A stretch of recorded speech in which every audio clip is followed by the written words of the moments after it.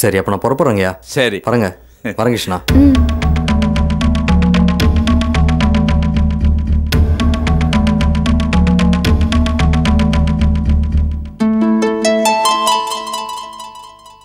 அத்தை, நாமளும் உங்க புள்ள திருந்துவார்னு கோயில் கோயிலா சுத்துறோம். ஆனா அவர் திருந்தின பாடில்ல. என்னம்மா பண்றது, விதி. படணும்னு இருந்தா இதெல்லாம் அனுபவிச்சுதான் ஆகணும். சந்திரா கூப்பிட்டு இருக்கேன்ல, அங்க என்ன பண்ற? சந்திரா, சோமு வேற வந்துட்டான், இன்னும் சமையல் வேற ஆகல. என்ன சொல்ல போறோனோ தெரியல. சீக்கிரமா.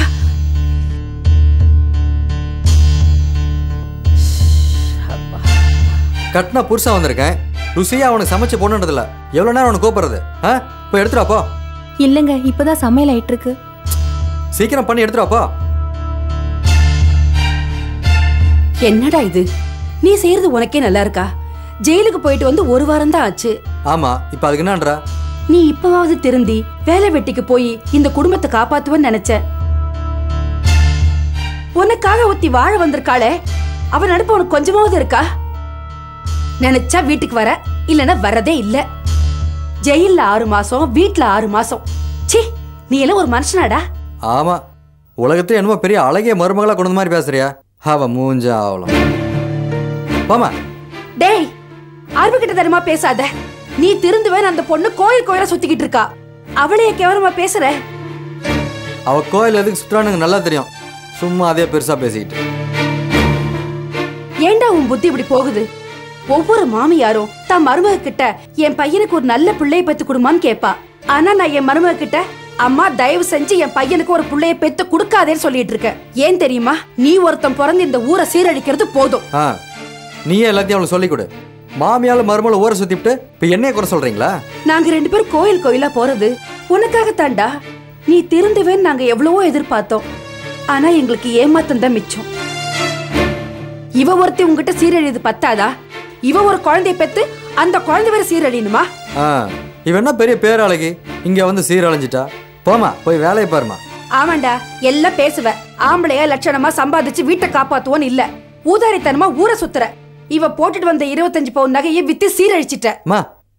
என்னம்மா பெரிய 25 பவுனு? ஐயா கையில லம்பா 100 பவுனை கிடைக்க போகுது. அதுல 25 பவுனை மூஞ்சில விட்டறிஞ்சு இவளை பர்மனண்டா அவங்க அப்பா வீட்டுல விட்டுற வேண்டியதுதான். என்னடா சொல்ற? உண்மையதாம சொல்றேன். இந்த சோமுவை யாருன்னு நினைச்ச? இன்னும் 2-3 நாள்ல ஐயா லட்சாதிபதி ஆக போறேன். அத்தை, மறுபடியும் இவர் ஏதாவது தப்பு பண்ணி போலீஸ் கேஸ்னு மாட்டிக்க போறாரு. இன்னும் அத்தை நொத்தன்கிட்டு இருக்க. நான் ஒரு பெரிய திட்டத்தோட இருக்கேன், சும்மா தேவையெல்லாம் பேசிட்டு இருக்காத. யார் குடியை கெடுக்கிறதுக்காக திட்டம் போட்டுட்டு இருக்க? அம்மா, உன் குடியெல்லாம் கெடாதம்மா, நீ கவலையப்படாத. ஆனா என்ன திட்டம் போட்டிருக்குன்னு நான் சொல்லவே மாட்டேன். நேரம் வரும்போது நீயே தெரிஞ்சுக்கா. எங்க வயிற்றுல கொட்டிக்கிறது இல்லாம ஊர்க்காரங்க வயிற்றுல ஏன்டா அப்படி கொட்டிக்கிற? ஐயா, உங்களை நம்பி பிரயோஜனமே இல்ல, நான் வரேன். இருடா, சமையல் ஆயிடுச்சுடா, சாப்பிட்டு போடா. உன் சமையல நீயும் மருமகளும் சாப்பிடுங்க. டேய் டேய், ஒரு நாளைக்கு 50 தடவையாவது ஜிங்கு ஜிங்குன்னு மங்கம்மா ராணி மாதிரி மாடிப்படி ஏறி இறங்குவா. இப்ப என்னடான்னா எந்திரிக்கவே முடியலன்னு படுத்துட்டு இருக்கிறாளே அந்த கவிதா. அவளுக்குதான் உடம்பு முடியலன்னு வேலைக்காரி வந்து சொன்னா இல்லம்மா? சொன்னா நிஜமாவே முடியலையா இல்ல நடிக்கிறாளா? அவ ஏமா நடிக்கிறா? அவ என்ன சினிமாவிலையா நடிக்க போறா? என்னவோ தெரியலம்மா, இந்த வீட்டுல எல்லா விஷயமும் திடீர்னு நடக்குது.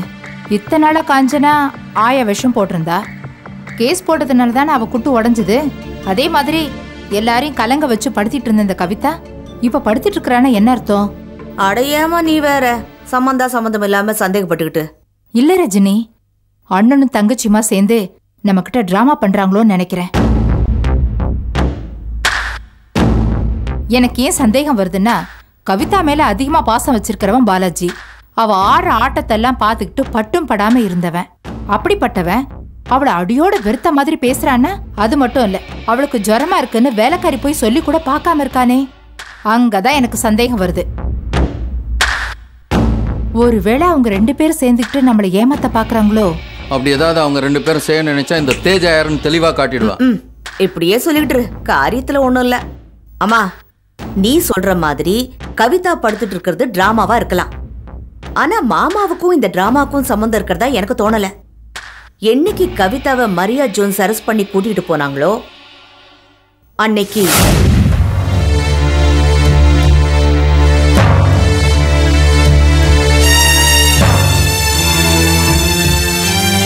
மாமா, கவிதாவை அரெஸ்ட் பண்ணதுல இருந்து இப்படி நீங்க அழுதுகிட்டே இருந்தா எப்படி மாமா? நடக்கக்கூடாதது நடந்து போனது உண்மைதான். அதுக்காக நீங்க இப்படி... நான் அவள் அரெஸ்ட் ஆனதுக்காக அழலம்மா. அவளை எப்படிலாம் வளர்த்தேன், எவ்வளோ பாசம் வச்சிருந்தேன். ஒருவேளை எனக்கு ஏதாவது ஒன்று ஆச்சுன்னா நாளைக்கு என் குழந்தை அனாதை ஆகாம அவள் தான் பார்த்துக்குவான்னு நினச்சேன். அவள் போய் இப்படி பண்ணிட்டாளே. அவளுக்கு சொத்து மேலே இருந்த பாசம் கூட என் மேலேயும் என் குழந்தை மேலே இல்லை பார்த்தியா? இல்ல மாமா, அவளோட சூழ்நிலை காரணமா தான். என்ன பெரிய சூழ்நிலை? மனுஷனுக்கு பணத்து மேலேயும் சொத்து மேலேயும் ஆசை இருக்கலாம். ஆனா இப்படியா சொந்த அண்ணனையே அவ கொலை பண்ண முயற்சி பண்ணுவாங்க? சே, எனக்கு அப்புறம் இந்த சொத்து எல்லாம் அவளுக்கு தான் நினைச்சிட்டு இருந்தேன். இப்படி ஒரு துரோகத்தை பண்ணிட்டாளே. யாரை நம்புறது நம்ப கூடாதுன்றது எனக்கு புரியல ரஜினி. ரொம்ப பயமா இருக்கு. இனிமே இந்த ஜென்மத்தில் அவ என்ன பார்க்க கூடாது. அவளுக்கு எனக்கு எந்த சம்மந்தமும் இல்லை. எங்களுக்கு இருந்த எல்லா உறவும் அத்து போச்சு. விடுங்க மாமா, அதையே நினைச்சிட்டு இருக்காதீங்க. ஏதோ சொத்துக்காக ஆசைப்பட்டு புத்தி தேட மாதிரி இப்படி பண்ணிட்டா. நடந்ததெல்லாம் மறந்துடுங்க. அதெல்லாம் விட்டுட்டு நீங்க நிம்மதியா தூங்குங்க. அதையே மனசுல நினைச்சுக்கிட்டு இருந்தா தூக்கம் கூட வராது மாமா. படுங்க மாமா, தூங்குங்க மாமா.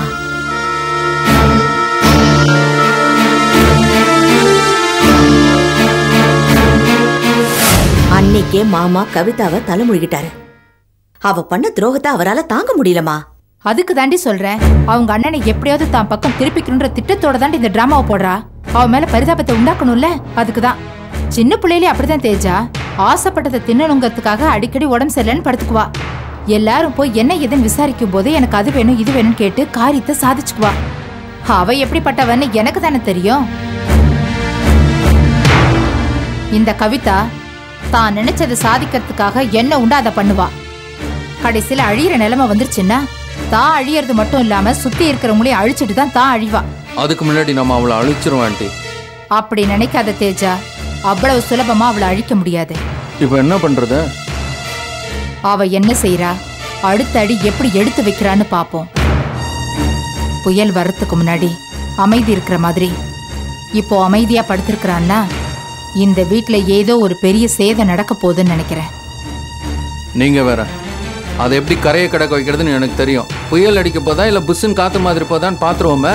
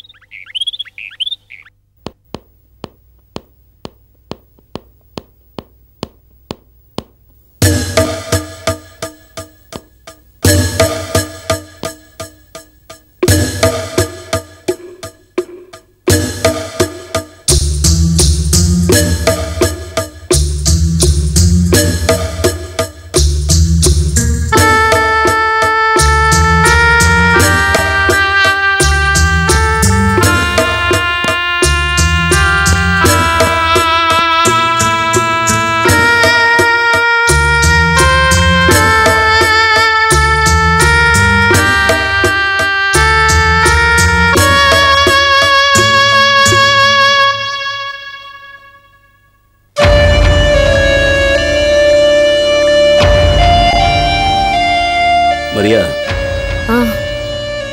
என்னம்மா இன்னைக்கு தான் நீ மறுபடியும் டியூட்டியில் ஜாயின் பண்ற? பொறுப்பல்ல? நான் போறதா வேண்டாமான்னு யோசிச்சுட்டு இருக்கேன்ப்பா. என்னம்மா சொல்ற? ஆஃப்டர் ஆல் என்கிட்ட இன்ஸ்பெக்டரா இருந்தவன் அயோக்கிய ராஸ்கல் என்னை யூனிஃபார்ம் போட விட மாட்டேன்னு என்கிட்ட சவால் விட்டு ஜெயிச்சிட்டான். இப்ப நான் மறுபடியும் இதே யூனிஃபார்மோட அவன் மூஞ்சில போய் நான் எப்படிப்பா முடிக்கிறது? அம்மாடி, இயேசுநாதரையே சிலுவையில் அரைஞ்ச உலகம் இது. நாமெல்லாம் ஏமாத்துறோம். இவங்க தெரியாம செய்யறாங்க, இவங்களை மன்னிச்சிருங்கன்னு பரமபிதா கிட்ட வேண்டிக்கிட்டாரு. அப்பவும் இந்த மனுஷங்க மேல கருணை அதிகமாச்சே தவிர கோபம் வரலையேம்மா. அவர் தேவகுமாரன், நான் சாதாரண மனுஷி தானப்பா. அம்மாடி, அந்த தேவகுமாரனும் மனுஷனா தானே அவதரிச்சாரு. மரங்கள் பேசிக்கிற மாதிரி நான் ஒரு கவிதை படிச்சேம்மா. அதுல ஒரு மரம் சொல்லிச்சான், நம்மள மாதிரி மரங்களை அழிச்சு இந்த மனிதர்கள் எத்தனையோ சிலுவைகள் செய்யறாங்க, ஆனா இவங்கள மறுபடியும் ஒரு இயேசுநாதர் உருவாக்க முடியலையேன்னு. நீங்க சொல்றது உதாரணத்துக்கு வேணா நல்லா இருக்கலாம்ப்பா. நடைமுறை வாழ்க்கைக்கெல்லாம் ஒத்து வராது. அப்படி சொல்லாதம்மா. நமக்காக சிலுவை செய்கிற பாவிகளுக்கும் நம்ம பிரார்த்தனை செய்யணும். அந்த பக்குவத்தை நீ வளர்த்துக்கணும். அந்த கலியமூர்த்தி இன்னைக்கு உன்னை ஜெயிச்சிருக்கலாம், ஆனா அது நிரந்தரம் இல்லம்மா. உன் பக்கம் நியாயம் இருக்கிறப்போ நீ எதுக்காக கலங்கணும்? நமக்குன்னு தான் நியாயம் அடிக்கடி தோத்து போயிடுது. அப்புறம் கலங்காம என்ன செய்யறது? ஒரு டிபார்ட்மெண்ட்னா இதெல்லாம் சகஜம்தானம்மா. செய்யாத தப்புக்கு டீ ப்ரமோஷன் கொடுக்கறதும், நமக்கு கீழே வேலை செஞ்சவன் குறுக்கு வழியில பெரிய பதவிக்கு வந்துடுறதும் இதெல்லாம் சகஜம்தானம்மா. அதுக்கெல்லாம் பயந்துகிட்டு இருந்தா நாம காக்கி சட்டையே போடக்கூடாது. அதே தான்ப்பா நானும் யோசிச்சுட்டு இருக்கேன். காக்கி சட்டை போடாத ஒரு சராசரி பொண்ணா நானும் இருந்திருந்தேன்னா இந்த பிரச்சனை எல்லாம் வந்திருக்காது இல்லப்பா. அதாம்மா உனக்கும் சராசரி பெண்களுக்குள்ள வித்தியாசம். நீ எவ்வளவு பெரிய போராட்டத்துக்கு அப்புறம் இந்த நிலைமைக்கு வந்திருக்கேன்னு எனக்கு நல்லா தெரியும். ஒரு சின்ன விஷயத்துக்காக அதை விட்டு கொடுக்க முடியுமா? இது சின்ன விஷயம்லாம் இல்லப்பா. ஒரு நேர்மையான நியாயமான போலீஸ் ஆபீசரா நான் இருந்தோம் ஆஃப்டர் ஆல் திருட்டுத்தனம் பண்ற ஒருத்தங்கிட்ட போய் நான் தோத்து போயிருக்கேன். இது சின்ன விஷயமா? பிச்சை வாங்கி பொழைக்கிறவனுக்கு நேர்மையா உழைக்கிறவனை கண்டா பொறாமையா தான் இருக்கும். அவங்கெல்லாம் காலம்புற அப்படியே இருந்து காணாம போயிருவாங்க. நீ அப்படி இல்லைம்மா.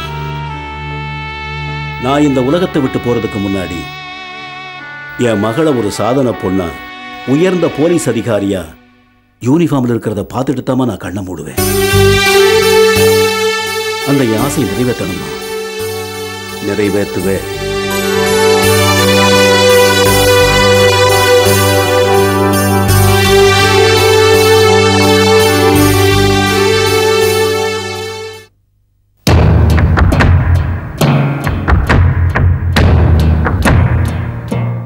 மணி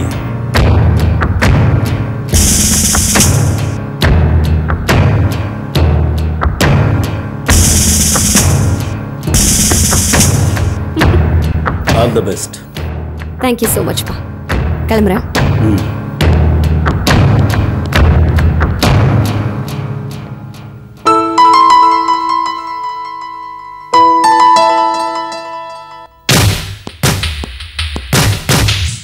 சார் வெல்கம் மேடம். தேங்க்யூ. நான் சார்ஜ் எடுக்க வந்திருக்கேன் சார். With pleasure. நான் இப்போவே ரிலீவ் ஆக்கிறேன். ஓகே. இந்தாங்க மேடம்.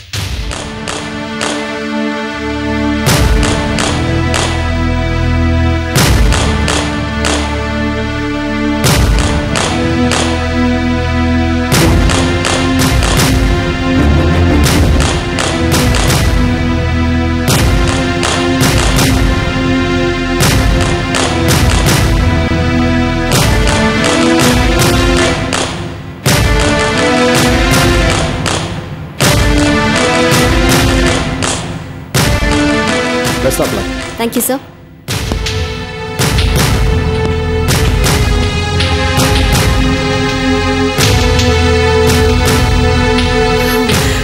மேடம் மேடம்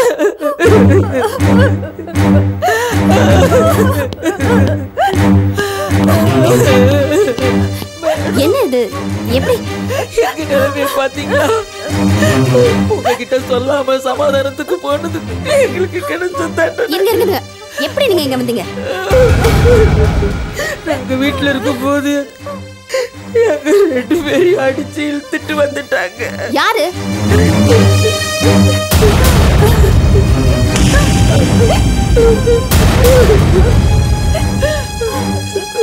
வழியில போறவங்க வர்றவங்க எல்லாம் கூப்பிட்டு ஏத்திய வச்சு விபச்சாரம் பண்றேன்னு சொல்லி எங்களை அவமானப்படுத்தி கூட்டிட்டு வந்துட்டாங்க.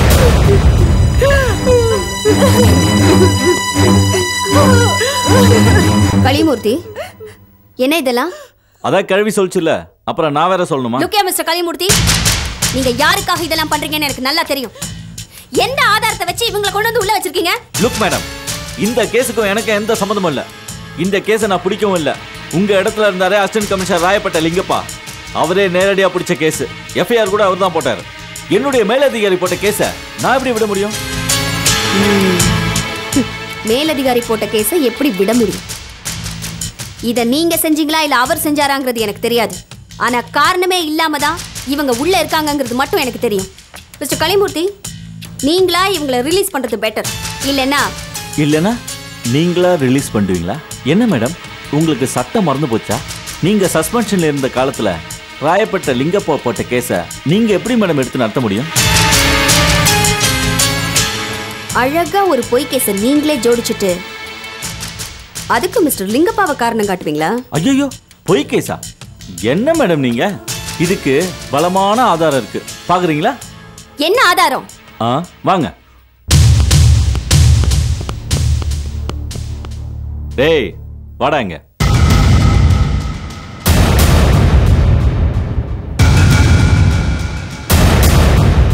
மேடம், இவன் தான் மார்க்கெட் வரதன். டேய், என்ன நடந்ததுன்னு அப்படியே மேடம் கிட்ட சொல்ற.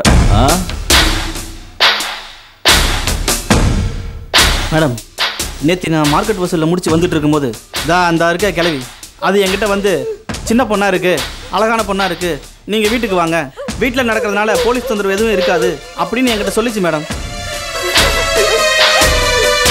நான் போதையில் இருந்தனால போயிட்டேன் மேடம். வீட்டிலேருந்து வெளியில் வரும்போது தான் அசிஸ்டன்ட் கமிஷனர் லிங்கப்பா சாரும் கலையமூர்த்தி சாரும் ரவுண்ட்ஸுக்கு வந்தாங்க. என்னை கையும் களவுமா பிடிச்சிட்டாங்க மேடம். அவங்க நேரடியாக என்னை பிடிச்சதுனால என்னால் ஒன்றுமே பண்ண முடியல மேடம். அதனால தான் நான் உண்மையெல்லாம் ஒத்துக்கிட்டேன் மேடம். ஐஏ சுதானந்தமோ தான் பையனுக்கு இந்த பொண்ணை கல்யாணம் பண்ணி வைக்கிறதா அக்ரிமெண்ட் கூட போட்டு கொடுத்துருக்கார். இந்த சமயத்துல கோர்ட்ல நாளைக்கு இந்த பொண்ணை விபச்சாரின்னு முத்திர குத்திட்டாங்கன்னா எப்படி மேடம் ஐஏஎஸ் அதிகாரி வீட்டு மருமகளா போக முடியும்? அந்த அக்ரிமெண்ட் பேப்பரை எடுத்துக்கிட்டு நீங்க ஹைகோர்ட்டுக்கே போனாலும் செல்லாது. ஐஏஎஸே இவளை என் மருமகளை ஏத்துக்க முடியாதுன்னு சொல்றதுக்கு இந்த ஒரு காரணம் போதும். அந்த வெத்து பேப்பரை வச்சுக்கிட்டு அதுக்கப்புறம் நீங்க பட்டம் செஞ்சு மறக்க விடலாம், இல்ல கப்பலே செஞ்சு மழை தண்ணியில மிதக்க விடலாம். எது வசதின்னு நீங்களே முடிவு பண்ணீங்க. சோ எதுக்காக அவங்க ரெண்டு பேரையும் கொண்டு வந்து உள்ள வச்சிருக்கீங்கங்கறத நீங்க உங்க வாயால சொன்னதுக்கு அப்புறம் தான் எனக்கு நல்லா புரிஞ்சுது. பார்க்கலாம். ஓ, இன்னும் உனக்கு நிறைய புரிய வேண்டியிருக்கு. புரிய வைக்கிறேன். அவன் சொல்றத நம்பாதீங்கம்மா, அந்த பாவி சொல்றத நம்பாதீங்கம்மா, அவன் நாசமா போயிடுவான். கடவுள் தண்டிப்பாரு. சரி சரி, அழக்கூடாது மல்லிகா, அழாத. நான் இருக்கிற வரைக்கும் உங்களுக்கு எந்த கவலையும் வேண்டாம். தப்பு செய்யாத நீங்க தண்டனை அனுபவிக்கிறதுக்கு நான் விட மாட்டேன். அவங்க திட்டம் போட்டு வேணும்னே தான் உங்க மேல பழி போட்டிருக்காங்கிறது எனக்கு புரிஞ்சு போச்சு. ஆனா அவங்க என்ன நிறைவேறதுக்கு நான் விட மாட்டேன். தைரியமா இருக்கு.